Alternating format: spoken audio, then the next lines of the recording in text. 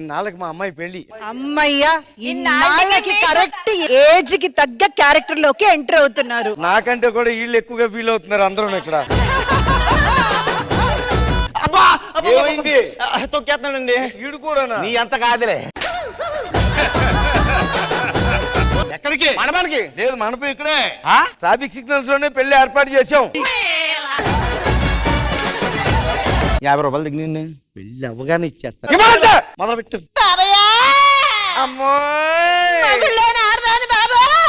అల్లుళ్ళేని మామయ్య బాబయ్యో. ఏంది రాదు పంజాబీ డ్రెస్ చేసుకున్నా నాకు అర్థం కాదు. ఇప్పుడు ట్రెండ్ అన్న డీజే టిల్లు సరే అన్నీ ఆశీర్వదించు. అందుతుందారా? అడ్డమర్చదు కొంచెం. మరి మన అమ్మలుగా నమ్మ గురించి చెప్పేద్దామా? నెమలిలాగా డాన్స్ వేసిరా, వేసిన డాన్సే మళ్ళీ వేసిరా. మనం తప్పు చేస్తే తిట్టేస్తాది, మనం చేసిన అప్పులు కట్టేస్తాది.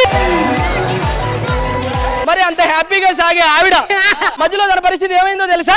ఆవిడ ఊరేమో చెన్నై, వచ్చే చెక్కులేమో చిన్నై, చేసే దానాలేమో పెద్దయి, ఇంకా ఎంత మిగిలి ఉన్నాయి.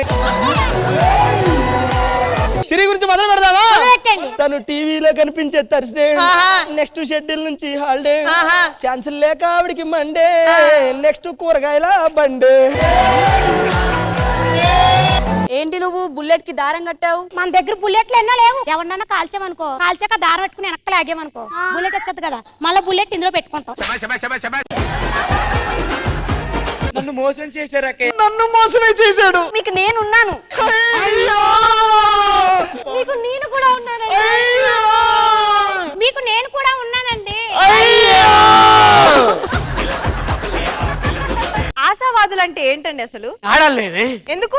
జుట్టు ఊడిపోతుందని బాధపడే లోపు అదే జుట్టుకు స్టీల్ గిన్నెలు వస్తాయని సంబరపడేవాళ్ళే. నీ మీద ఒట్టు, రేపు నీ బర్త్డే, నీకు రేపు ఏం గిఫ్ట్ కావాలి చెప్పు. అయితే స్నానం చేయడానికి ఓ బకెట్ నీళ్ళు కావాలి.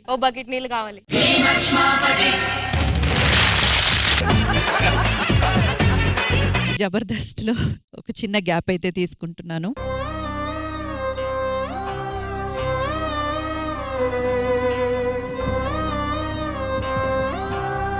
ఫస్ట్ టైం ఇండస్ట్రీ చరిత్రలో మన పేర్లు మారింది కేవలం జబర్దస్త్.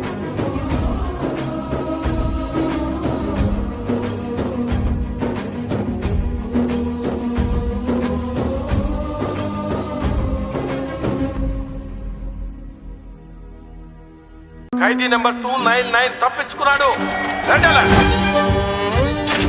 వేసిన తాళం వేసినట్టే ఉంది.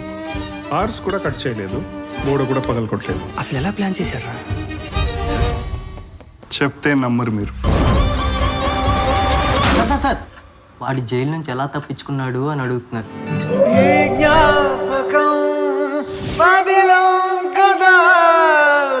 చేసుకో